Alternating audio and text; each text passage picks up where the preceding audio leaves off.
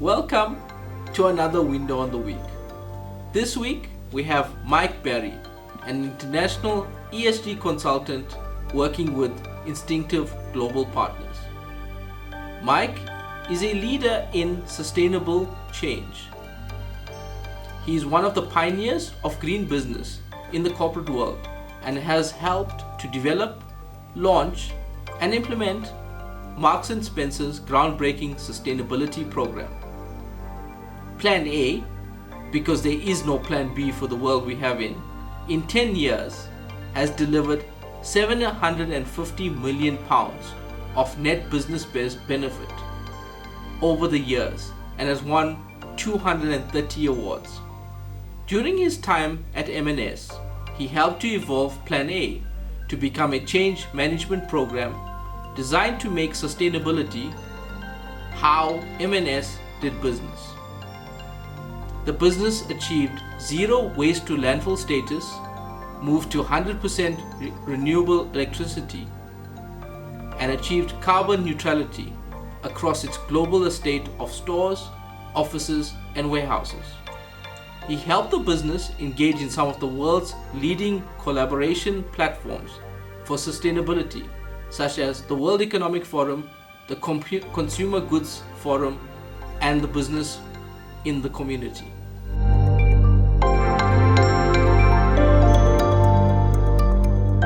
Welcome, Mike. It is a privilege to have you on Window on the Week. Sustainability has become a business imperative, and companies like Marks & Spencer and Unilever have been successful at making sustainability part of their DNA. Do you see more M&Ss and Unilevers popping up globally? This is an amazing question. The most important question in the next decade. How do we go from having a small number of companies that are voluntarily committed to do sustainability, tackle climate change, and get hundreds of thousands of companies to do it? And it's going to happen in 2 or 3 different ways. One is through policy and legislation. All around the world, national governments now, we saw in the USA with Biden yesterday, are committing legally to make net zero the way that their economy operates. Every company will have to respond. The second big driver that we're seeing is all about what we call scope 3 emissions. So scope 1 and 2 carbon emissions are all about your own operations. But as soon as you commit to making your scope 3 net zero, you're talking about all your suppliers.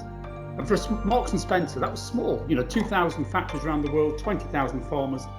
All of that now needs to become sustainable and tackle net zero. So that is driving scale as well. And third is changing societal expectations.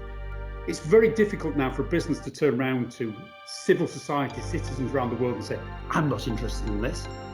Business have to respond. I've read 180 surveys over the last few months about how citizens around the world feel about climate action from corporates. They want us to act, even in the middle of a pandemic. So again, another driver that's going to bring scale into the marketplace. And finally, tools are emerging that help small businesses respond to this.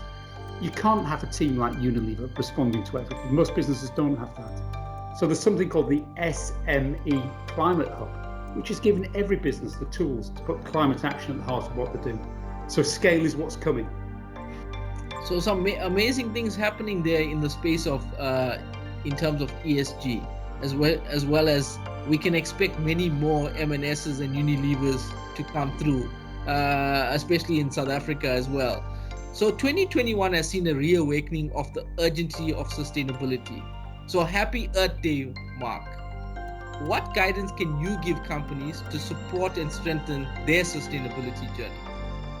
Well, everything I've learned at Marks & Spencer, everything I've learned working with clients now as a consultant across the economy, says that tackling sustainability comes down to 3 simple questions. Why do I need to become sustainable? What do I need to commit to do to become sustainable? And how do I integrate it into my business? So the why is the big drivers, the things we've just spoken about, citizens, investors, the law, demanding that you change, and not just reputationally. If you don't change, the world will change around you and you'll be irrelevant. We've seen that in the power sector. The shift that started certainly in Western marketplaces away from coal to wind, it'll happen in South Africa. I saw a great commitment the other day from Nedbank, the South African bank, committing to pull out of support for fossil fuel production. Now, that's a huge requirement for South Africa to sort of tackle that. but the banking system is addressing it. So all around us, changes happen around the why, the great sustainability changes that lie ahead. The what is the engine room. This is where you commit to set a climate target, a water target, a human rights target, but let's just focus on climate.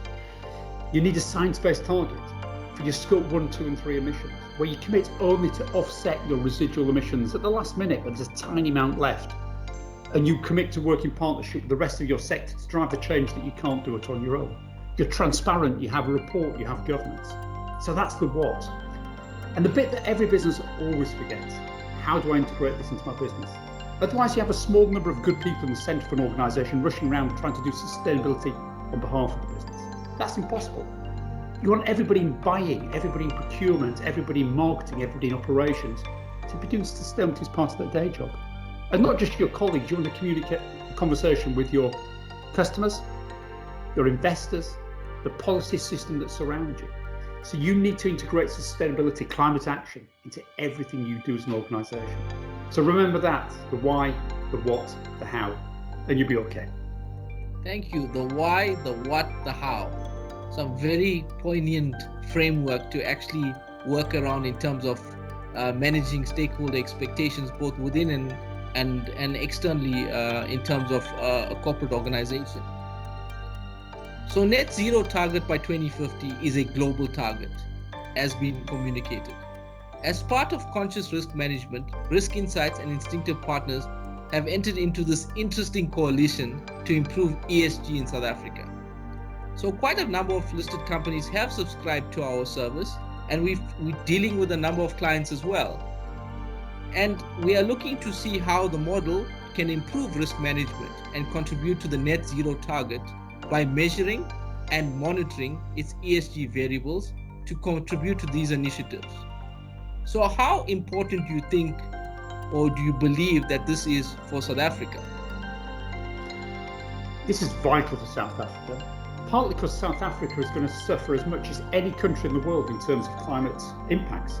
As the world warms up, drought, water shortage, pollution, you're right in the crosshairs of those impacts in the way that some European countries are not. South Africa is absolutely going to be impacted. We saw it with the great problems that Cape Town had very recently with water supply. There's only going to be more of this. So there's an imperative for South Africa, all African nations, all African corporates to act. But there's a second bit, which is opportunity.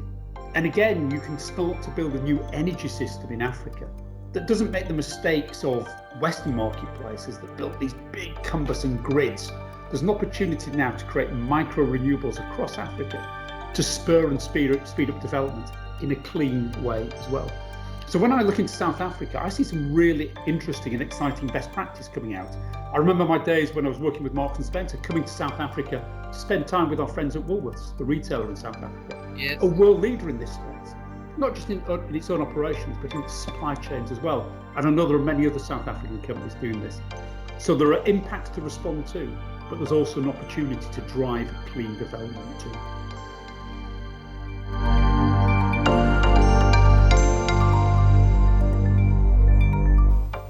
Thank you, Mike, for the fascinating insights, and we look forward to your participation and input as part of the global IPA team.